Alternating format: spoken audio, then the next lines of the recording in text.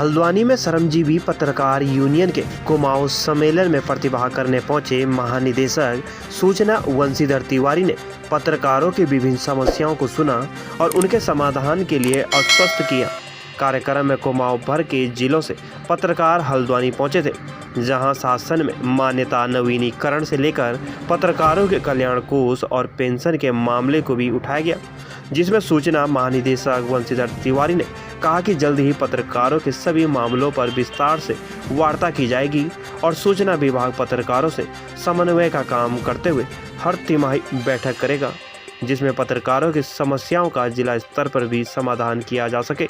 हल्द्वानी से दीपक अधिकारी की रिपोर्ट। हल्द्वानी के पत्रकारों का धन्यवाद करना चाहूँगा कि ये जितना आयोजन किया गया हल्द्वानी के पत्रकारों द्वारा ही कराया गया है। किया गया तो है ही, लेकिन कराया गया इसलिए कहूँगा कि हल्द्वानी के तमाम आपके पत्रकार साथी महानिदेशक सूचना से देहरादून में मुलाकात की थी और महानिदेशक सूचना से उन्होंने निवेदन किया था कि साहब पत्रकारों और सूचना विभाग के बीच में जो एक गैप की स्थिति है उस गैप को दूर करने का प्रयास किया जाना चाहिए। तो उस गैप को दूर करने का प्रयास के संबंध में सूचना महानिदेशक ने पत्रकारों को कहा था कि भाई एक कार्यक्रम रख लिया है, संवाद कार्यक्रम, और उसकी जिम्मेदारी उन्होंने श्रमजीवी पत्रकार यूनियन को सौंपी थी।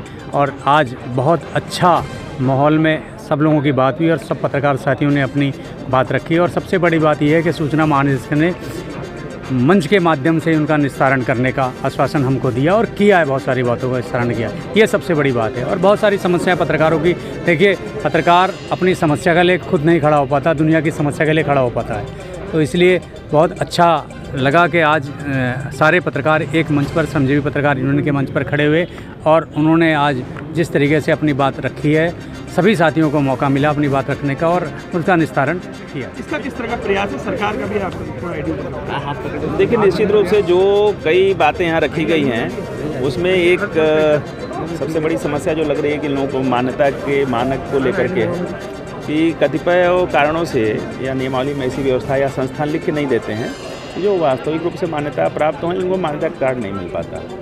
दूसरी बात पेंशन की राशि को बढ़ाने की आई है।